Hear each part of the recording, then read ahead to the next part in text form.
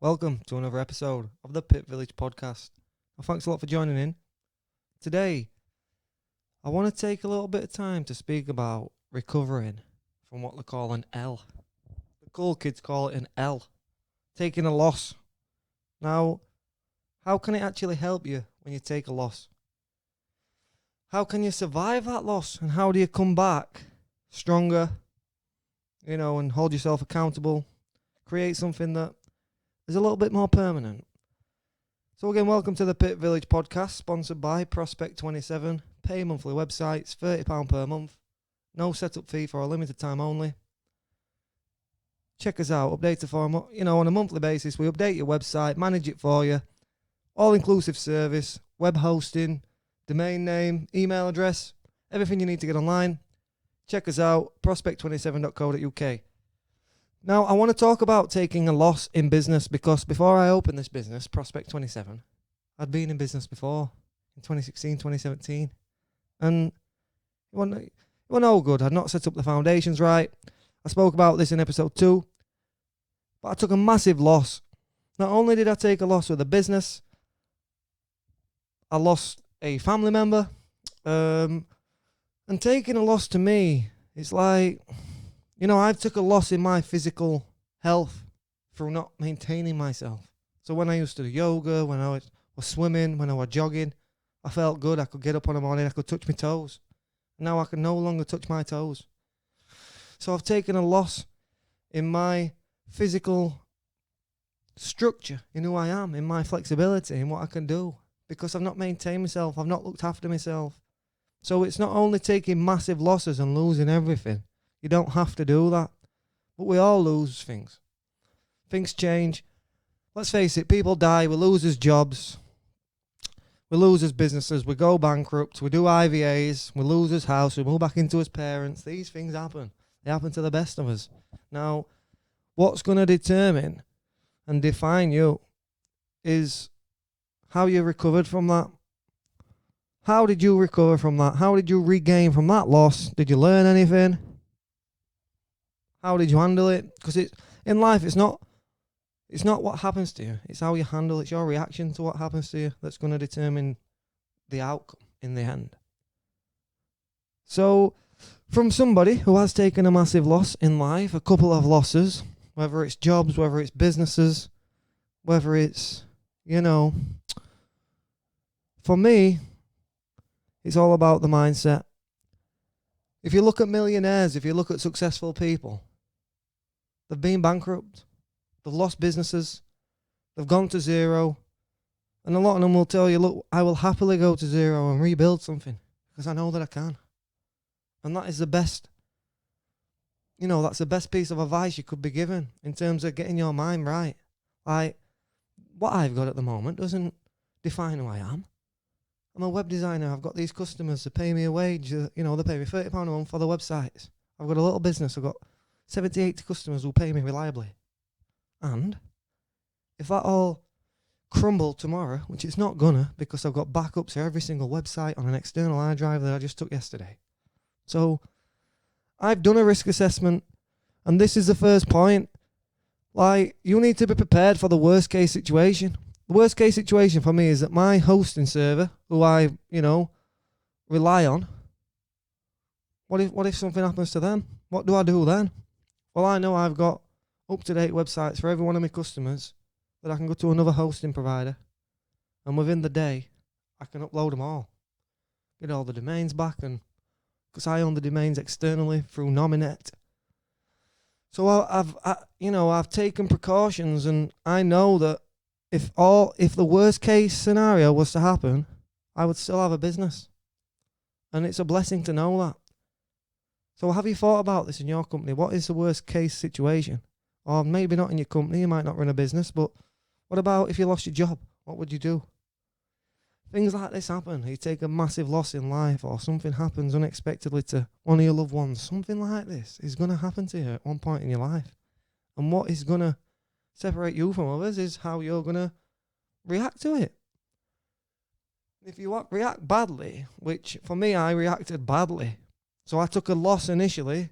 My loss was a loss on my biological father died It not had much to do with me, but a couple of months went past and something went in my head. I gave up on everything.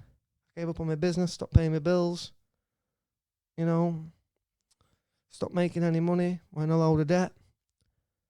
And then I had to let go of the house. So always be prepared for the worst case situation. And I think when you do take a loss, you will automatically be in that, frame of mind that I'm not ever going to let this happen to me ever again. So you've got something to run away from. You've already lost everything before. So you're not going to rebuild something and then want to lose it again. So the point is let me make the first point, which is you've got to let things go. If you have lost a job, if you have crumbled in business and it's failed, don't try and hold on to it. Don't be, messaging your ex-work colleagues and trying to still socialise with them or holding on to the business that has clearly not got the right foundations. Let it go. Let it burn. And then you can rebuild something at a later date. And the next point that I've got is you need to take responsibility. You need to take responsibility for this loss. So if you're going to lose your job, you can't put that onto your employer. Your employer does not got no obligation to you to keep you in work. Because if they've not got no work for you, and particularly what's happening, your employer might go bankrupt in the next 6 months. So what would you do then? And what I did mean by this as well, the take responsibility point. For me, when I took a loss in business and I gave up my first company and I get everything up and I had to give my house up and move back into my parents, I didn't really take responsibility for it until later on when I reflected.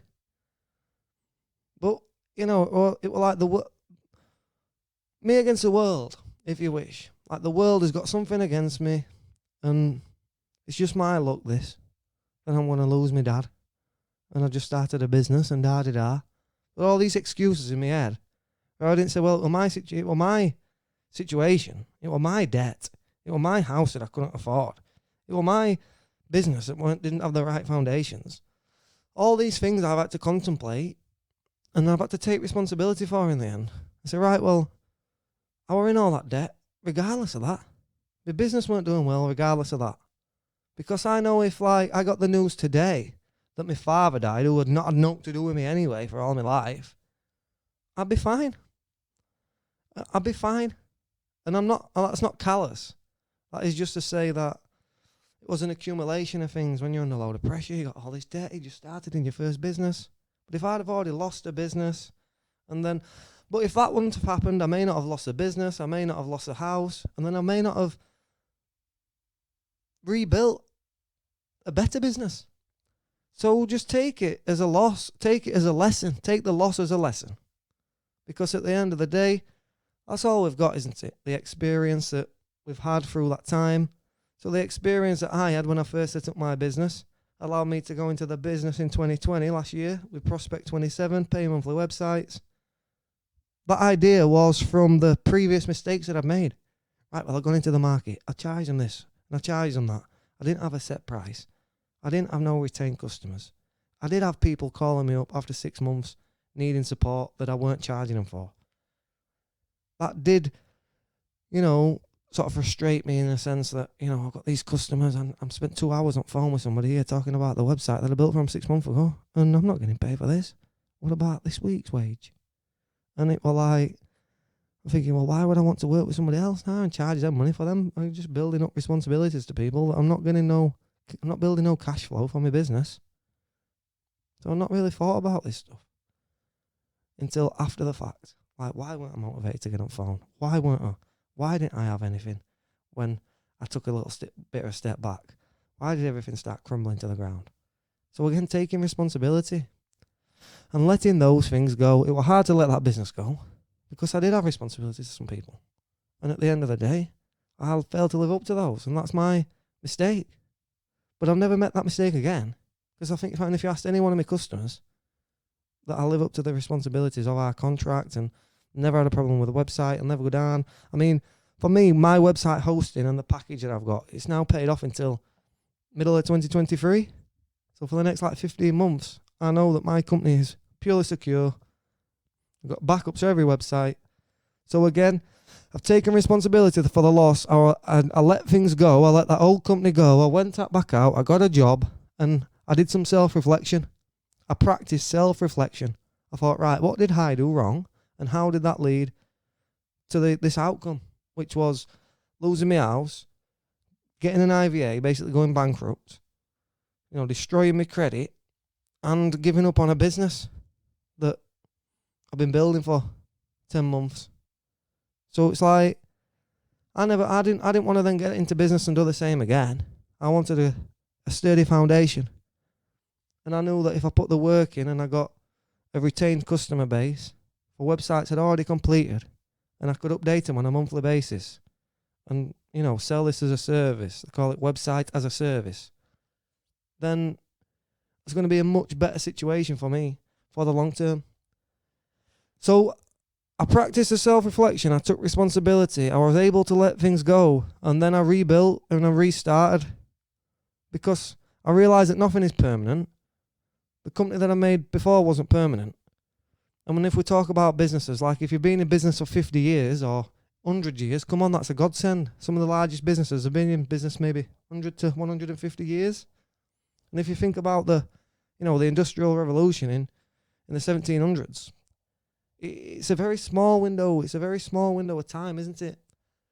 Most companies don't survive the first couple of years.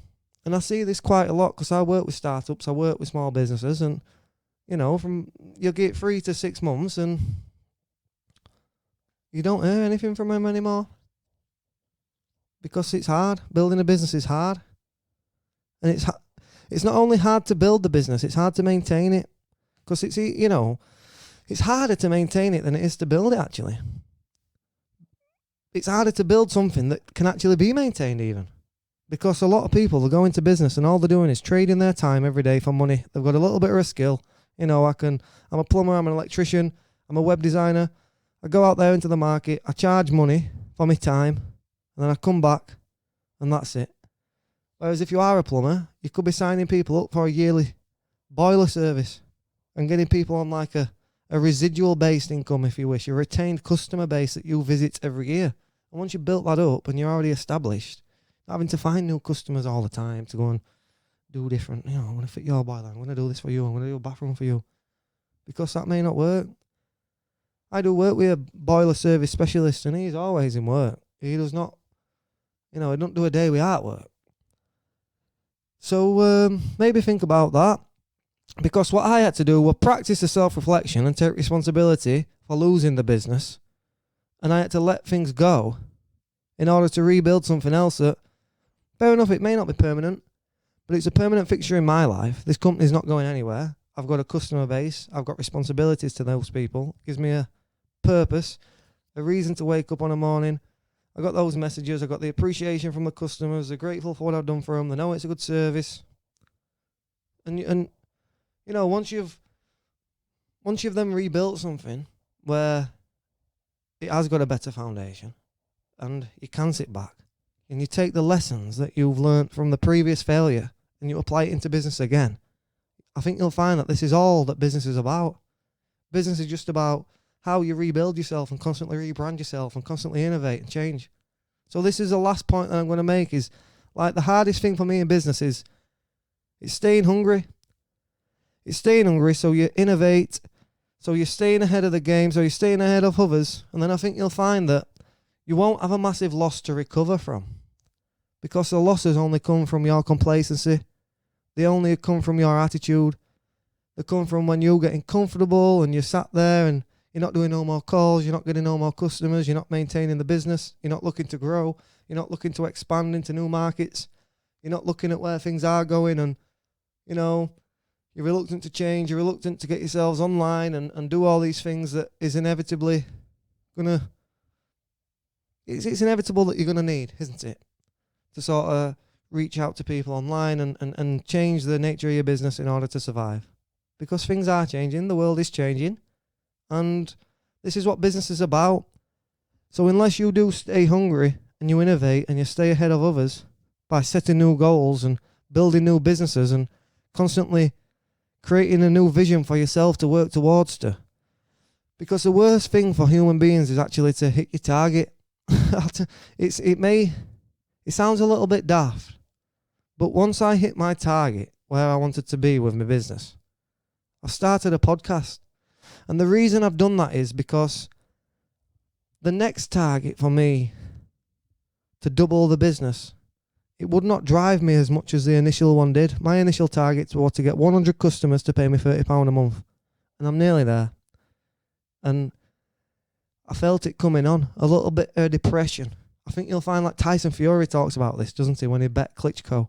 And then he just got depressed and he went out, got drugged and all this. It's like once you climb the mountain and you've seen it all, like, whoa, well, where do I go from here? I'm at the top of the world. I've got where I wanted to be. I've hit the aim now. I've hit the goal. Like, then you fall back into the complacency, and suddenly you start having to take a massive loss, and you lose everything because you're complacent. You get comfortable, and you're not striving to be your best anymore, and you're not maintaining things, and you're taking things for granted. You're not grateful for what you've got. So this is what it's about. It's about setting new goals, staying hungry, innovating, staying ahead of others, letting things go if they are set up on a bad foundation, taking responsibility for that, practicing the self-reflection it's going to need in order to recognize that, and then rebuilding a business based on the lessons that you've learned. So I hope this helps everybody out there today who has listened. Like I said, set yourself a large aim, give yourself a mountain to climb, stay hungry, and of course, you know, if you have taken a loss recently, if you have recently lost your job, if you have recently lost your business, if you have recently lost a loved one, just know that it's all about how you're going to react to this situation that is going to define your life, who you are, and that is the only thing that you can control. So thanks a lot for your time today. It's a Pit Village podcast, once again sponsored by Prospect 27, pay monthly websites. Check us out if you are wanting to get online, prospect27.co.uk. We are looking to interview some people. I've got an interview scheduled for tomorrow. Sunday is tomorrow. Yeah, I'm recording on Saturday night. Brilliant. But I mean, yeah, tomorrow I've got an interview with one of my customers, a life coach. So that'll be the next episode. And we've got a couple more interviews coming up this week, actually. So yeah, this is going to be the main aim for this podcast. I want to start interviewing people. I can do it remote. If you know, we can do it on Skype, we can do it on Zoom, we can do it on the phone. However is the best for yourself. So if you are looking to interview, if you are looking to be interviewed, if you are a business owner or you've got stories about mental health, bereavement, addiction, some of the other topics I've covered in the last couple of episodes, please get in touch. It's interviews@pitvillagepodcast.co.uk. Thanks once again for your time. Have a great day. And I'll see you tomorrow for the Marathon March. One podcast every day for March. Let's see what we can do. And then we'll go to a regular release schedule from next month. All the best. Thanks for your time.